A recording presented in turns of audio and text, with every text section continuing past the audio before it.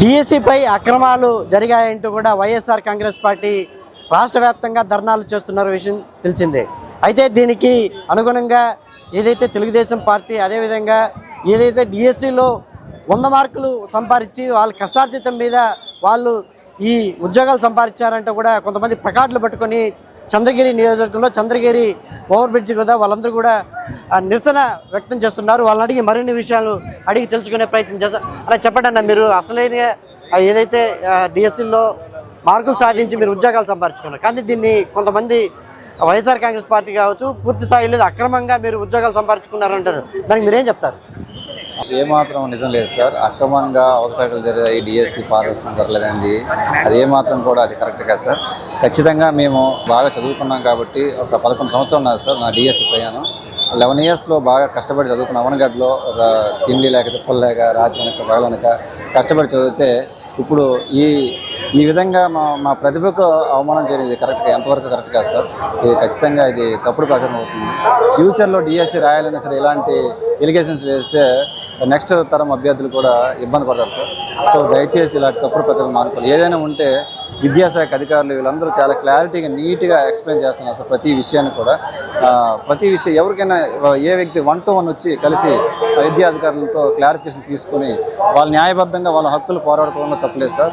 ఏ ఆధారాలు లేకుండా వచ్చేసి రోడ్ల మీదకి వచ్చేసి ఇలాగ తప్పుడు ప్రచారాన్ని ఫేక్గా క్రియేట్ చేస్తే జనాలు చూస్తున్నారు సార్, అన్ని కూడా గమనిస్తున్నారు. సో ఇలాంటి ప్రచారాలు మానుకోవాలి తప్పనిసరిగా. ఖచ్చితంగా మేము మెరిట్ సాధించి వచ్చాము, మెరిట్తోనే వచ్చాము సార్. అన్ని డిఎస్సి అంతా పారదర్శకంగా జరిగింది, ఎక్కడ కూడా అవకతవకలు జరగలేదు సార్. సో ఇది నా వాయిస్. అంటే వాళ్ళు ఏది ఆధారంగా చేసుకొని ముఖ్యంగా ఇలాంటి ఆరోపణలు చేసేదానికి ముందుకు వచ్చారండి? ఎందుకంటే డిఎస్సి పరీక్షలు అంటే మీరు పాఠాలు చెప్పేవాళ్ళు, ముఖ్యంగా దీన్ని డబ్బిచ్చి ఉద్యోగాలు కొనుక్కున్నారనే ప్రచారం మీకు వినడానికి ఎలా ఉందంటే? ఇది సార్ యాక్చువల్గా డిఎస్సి అనేది ఇది ఒక సివిల్స్తో సమానం సార్. సివిల్స్ అనేది ఒక కలెక్టర్ ఉద్యోగానికి పోటీపడే పరీక్ష. సో అదేవిధంగా డిఎస్సి కూడా అంత స్థాయి ఉంది సార్. దీనికి ఇటువంటి అంత స్థాయి ఉన్న ఎగ్జామ్కి ఇలాగా చీప్గా వెరీ చీప్గా డబ్బులు ఇచ్చి కొనుక్కొని ఇలాగ రావడం అనేది అసలు జరగని పని. ఇటువంటి ఉపాధ్యాయులకు కూడా ఇది చాలా అవమానకరమైన వార్త సార్. ఇది ఇలాంటి ఎలిగేషన్స్ రావడం అనేది. సో ఇది తప్పుడు ప్రచారం సార్. ఇటువంటి రాకూడదని ఫ్యూచర్లో కోరుకుంటాం సార్. మేము కొంతమంది ఉపాధ్యాయ రాయలు కూడా ఉన్నారు, వాళ్ళని అడిగి మరిన్ని విషయాలు తెలుసుకుని చెప్పండి. మీరు కష్టపడి చదువుకొని ర్యాంక్ సంపాదించుకొని మీరు ఉద్యోగాలు సంపాదించారు, దానికి పిల్లలకి అందుకే పాఠాలు చెప్పే వాళ్ళకి మిమ్మల్ని ఇలాంటి ఆరోపణలు వచ్చినప్పుడు ఎలా ఉంటుంది మరి? మేము గత 7 సంవత్సరాలుగా కష్టపడి చదివి ఉద్యోగం తెచ్చుకున్నాను. నేను మెగా డిఎస్సి చాలా పారదర్శకంగా జరిగింది కాబట్టే మాకు ఉద్యోగాలు వచ్చినాయి. అక్రమాలు జరుగుంటే మేము ఇక్కడ ఇలా ఉండేవాళ్ళం కాదు, ఉద్యోగాలు వచ్చేవి కాదు. మాకు 7 సంవత్సరాలు మా కష్టాన్ని చాలా తేలికగా ఆరోపణలు చేస్తున్నారు. డబ్బులు ఇచ్చి కొనుక్కున్నారని, పేపర్ లీకేజ్ అని. అది ఏమాత్రం ధర్మం కాదు, అందులో ఏమాత్రం కరెక్ట్ లేదు. మేము ఉద్యోగాలు తెచ్చుకోవాలంటే ఇంతకన్నా ఇంకా మంచి ఉద్యోగాలు ఉన్నాయి తెచ్చుకోవడానికి, డబ్బులు కొనుక్కోవడానికి. టీచర్ ఉద్యోగానికే రావాల్సిన అవసరం లేదు కొనుక్కొని రావాలంటే. 10 మందికి మేము మా సర్వీస్లో 100 మంది పిల్లలకి విద్యాబుద్ధులు నేర్పించాలి. వాళ్ళు తప్పులు దారి పడితే మేము సక్రమైన దారిలో నడిపించాలి, వాళ్ళకి తప్పు ఒప్పులు నేర్పించాలి. అలాంటి ఉపాధ్యాయుల్ని తప్పుడు దారిలో వచ్చారని ప్రచారం చేయడం భావ్యం కాదు. ఇలాంటి తప్పుడు ప్రచారాలు మానుకుంటే బాగుంటుంది. మీకేందమ్మా, మీ నియోజకవర్గంలో ఇప్పుడు ఉద్యోగం సంపాదించారు, ఇలాంటి అంటే వేరే వాళ్ళు వేరే విధంగా మాట్లాడడం కానీ అట్లాంటివి ఏదైనా అవమానాలకి గురి చేయడం అలాంటి ఏమైనా సంఘటనలు మీకు ఎదురైనాయా? కొంతమంది ఇలా ఈ ప్రచారాలు చుట్టూ ఉన్న సమాజానికి తెలియదు ఏం జరిగిందో ఏమని. రాసిన మాకు మాత్రమే తెలుస్తుంది ఎంత పారదర్శకంగా జరిగిందో అని. కొంతమంది అలాగే చూసినావో వీళ్ళకి ఇలాగే ఉద్యోగాలు వచ్చాయా, ఇలా ప్రచారం చదువుకున్న వాళ్ళు, విజ్ఞానవంతులు, తెలిసిన వాళ్ళు అందరికీ తెలుసు ఇలాంటివి జరగవని, ఇలాంటి అవకాశం ఉండదని. కానీ కొంతమంది అవి కూడా నమ్ముతున్నారు ప్రచారాలు. అందుకే అలా చేయకండి, ఉపాధ్యాయులను అవమానించకండి. మరికొంతమంది కూడా డిఎస్సి ద్వారా ఉద్యోగం పొందిన వాళ్ళు ఉన్నారు. వీళ్ళందరూ కూడా చూడొచ్చు, మా ఆశలు ప్రతిరూపం మెగా డిఎస్సి, తప్పుడు ఆరోపణలు చేయవద్దు అంటూ కూడా ప్లకార్డులు పెట్టుకొని కూడా ఇక్కడ నిరసన చెబుతున్నారు. మరోపక్క ప్రతిభావంతులైన గురువులను తప్పు చేయనివ్వమని కూడా వాళ్ళు ప్లకార్డులు పట్టుకున్నారు. ఇలాంటి విద్యార్థులపైన అది విద్యార్థులకి పాఠాలు చెప్పే గురువులపైన ఇలాంటి ప్రచారాలు జరగడం భవ్యం కాదని చెప్పేసి కూడా వీళ్ళందరూ చెప్తున్నారు. మరికొంతమంది కూడా ఉన్నారు, వాళ్ళని అడిగి మరిన్ని విషయాలు తెలుసుకున్నాం. చెప్పు భయ్యా, ఇప్పుడు మీరు డిఎస్సి ద్వారా ఉద్యోగం పొందినారు, ఇది పూర్తిగా అక్రమం ద్వారా ఉద్యోగాలు చెప్పుకున్నారని చెప్పి ప్రచారం జరుగుతుంది. దీనిపైన మీరు ఏమంటారు? దీన్ని తీవ్రంగా నేను ఖండిస్తున్నాను సార్. ఎందుకంటే అతి కొద్ది కాలంలోనే ఇచ్చిన 150 రోజుల్లోనే మనకి ఉద్యోగాలు అనేది ఇవ్వడం ఇప్పటి వరకు జరగనిది. అది చేసి చూపించారు. 2018 నుండి మేము ఇదిగో డిఎస్సి ఇస్తామని చెప్పారు. అది ఎన్నో కారణాల వల్ల డిఎస్సి ఇవ్వడం జరగలేదు. ప్రభుత్వం వచ్చాక మెగా డిఎస్సి అనేది ఇచ్చింది. దాన్ని అదే తడువుగా మనకి అత్యంత వేగవంతంగా కూడా పూర్తి చేశారు. దీనికోసం మేము ఎన్నో సంవత్సరాలు కష్టపడి చదివి తెచ్చుకున్నది ఈ ఉద్యోగం. ఎన్నో వ్యయ ప్రయాసాలతో తినడానికి కొంచెం ఇబ్బంది పడినా సరే ఉద్యోగం కొట్టాలనే ఉద్దేశం మీద ఉపాధ్యాయ వృత్తి అంటే ఆ గౌరవం తెచ్చిపెట్టేది. అటువంటి గౌరవాన్ని కించపరిచి మాట్లాడడం అనేది కరెక్ట్ కాదు.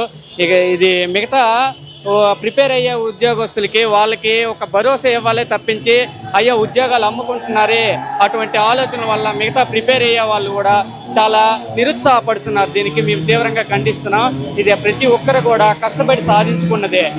మేము సాధించుకున్నదే కష్టపడి ఎన్నో సంవత్సరాల కోసం వేచి చూసి కళ్ళు అలసిపోయి వస్తుంది, ఈ సంవత్సరం వస్తుంది అని వేచి చూసిన ఎన్నోసార్లు దీనికోసం మేము ఎంతో కష్టపడి మేము సంపాదించుకున్నదే ఉద్యోగం. అంటే ఇప్పుడు ఏదైతే తప్పుడు ప్రచారాలు జరుగుతున్నాయని పూర్తిగా మీరు ఖచ్చితంగా చెప్తారా? తప్పుడు ప్రచారాలు జరుగుతున్నాయి సార్. మేము చూస్తున్న సామాజిక మాధ్యమాల్లో ఈ ఉద్యోగాలు కొనుక్కున్నారన్నది అది అసత్య ప్రచారం. అది అసలు దాన్ని ఖండించాలి తీవ్రంగా. ఉపాధ్యాయులు అందరూ చాలామంది ఉపాధ్యాయులు రావాల్సి ఉంది, కాకపోతే వాళ్ళందరూ సింగిల్ టీచర్లో ఉండడం వల్ల లీవులు కుదరలేక రాలేకపోయారు. ప్రతి ఒక్కరిది ఇది. దీన్ని అయితే మేము తీవ్రంగా ఖండిస్తున్నాం సార్. మరో పక్క కూడా ఇక్కడ చూడొచ్చు, పాఠాలు చెప్పే ఉపాధ్యాయులు పాలిటిక్స్లో పావులు చేయొద్దని చెప్పేసి కూడా కొంతమంది డిఎస్సిలో ఉద్యోగాలు పొందిన వాళ్ళు కూడా ఉన్నారు. వాళ్ళని అడిగి మరిన్ని విషయాలు తెలుసుకుంటారు. చెప్పు భయ్య, ఎలా చూడాలంటారు ఇప్పుడున్న రాజకీయ పరిస్థితి చూసుకుంటే? అంటే పాఠాలు చెప్పే ఉపాధ్యాయులపై, మీరు కష్టపడి సంపాదించుకున్న ఉద్యోగాలపైన ఇలాంటి ప్రచారాలు జరుగుతుంటాయి, ఎలా చూడాలంటారు? ఇక్కడ ఈ మెగా డిఎస్సి 2025లో ప్రభుత్వ ఉద్యోగం సాధించిన ప్రతి ఒక్కరూ వారి వెనకాల అత్యంత కృషి, చాలా సంవత్సరాల శ్రమ ఉంటుందండి. అంతటి శ్రమని ప్రభుత్వ రాజకీయాలకు ఉపయోగించుకొని మమ్మల్ని బలిపశువులు చేస్తున్నారండి. ఇది చాలా అన్యాయము. నా వరకే తీసుకుంటే నేను 2014 నుంచి 2025 వరకు 11 సంవత్సరాలు కష్టపడ్డానండి. 11 సంవత్సరాలు కష్టపడితే వచ్చిన జాబ్ అండి ఇది. నా రిజర్వేషన్లో ఓపెన్లో ఓసీలో పోస్ట్ రావాలంటే ఎంత కష్టమో మీకు అందరికీ తెలుసు. అంతటి కష్టాన్ని నేను 11 సంవత్సరాలు భరించానండి. 11 సంవత్సరాల తర్వాత నాకు వచ్చినటువంటి జాబ్ అండి ఇది. ఈ కష్టాన్ని, ఈ 11 సంవత్సరాల కష్టాన్ని మీరు అవమానిస్తున్నట్టు, మా ఆత్మగౌరవాన్ని దెబ్బతీస్తున్నట్టు ఇలా మాట్లాడడం చాలా తప్పండి. మీ కుటుంబ సభ్యులు ఎవరైనా ఇలా ప్రభుత్వ ఉద్యోగంలో ఈ డిఎస్సిలో జాబ్ తెచ్చుకొని ఉంటే వాళ్ళని కూడా మీరు ఇలానే అనగలరా? అనేంత ధైర్యం చేయగలరా మీరు? సో మీ పిల్లలకు ఒక రూలు, మాకు ఒక రూలా? మేము కూడా మీ పిల్లల లాంటి వాళ్ళమే కదండి. ఇన్ని సంవత్సరాలు కష్టపడితే వచ్చిందండి మాకు ఈ జాబు. మేము ఎవరికి, ఏ ప్రభుత్వ ఉద్యోగం కానీ ఏ రాజకీయ నాయకులకు కానీ డబ్బులు ఇవ్వలేదండి. ఇచ్చే ఆర్థిక స్తోమత మాకు లేదండి. మా తల్లిదండ్రులు మాకు ఇచ్చింది ఆరోగ్యకరమైన శరీరము, మంచి మేధస్సు ఇచ్చారండి. వీటినే నమ్ముకొని మేము ప్రభుత్వ ఉద్యోగం కోసం సంవత్సరాలుగా కష్టపడ్డామండి.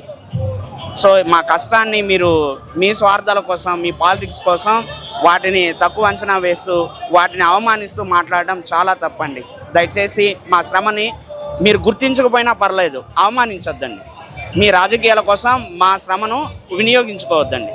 మేము పాఠాలు చెప్పేవాళ్ళమండి, అవసరమైతే గుణపాఠాలు కూడా చెప్తాం. సో కాబట్టి మా శ్రమను మీరు అవమానించడం సరికాదండి. ఇది మొత్తం మీద ఏదైతే డిఎస్సి ద్వారా ఉద్యోగాలు పొందిన ఆవేదన వ్యక్తం చేస్తున్నారు. ఎందుకంటే ఎంతో కష్టపడి 10 సంవత్సరాలు 11 సంవత్సరాలు కష్టపడి చదివి ఉద్యోగాలు సంపాదించి పిల్లలకు పాఠాలు చెప్పే ఉద్యోగంలో మీరు చేరిన తర్వాత ఇలాంటి రాజకీయ నాయకులు వాళ్ళపై దురుద్దేశపూర్వకంగా డిఎస్సిలో అక్రమంగా ఉద్యోగాలు పొందినారంటూ చేస్తున్న ప్రచారం ఇది కరెక్ట్ కాదు. ఈ పొలిటికల్గా మమ్మల్ని లాగొద్దని చెప్పేసి కూడా ఎవరైతే డిఎస్సి ద్వారా ఉద్యోగాలు పొందినారో వాళ్ళందరూ చెప్పే పరిస్థితి అయితే కనిపిస్తూ ఉంది. కెమెరా పర్సన్ జయప్రకాష్తో కిరణ్, 99 టీవీ, చంద్రగిరి నియోజకవర్గం నుంచి.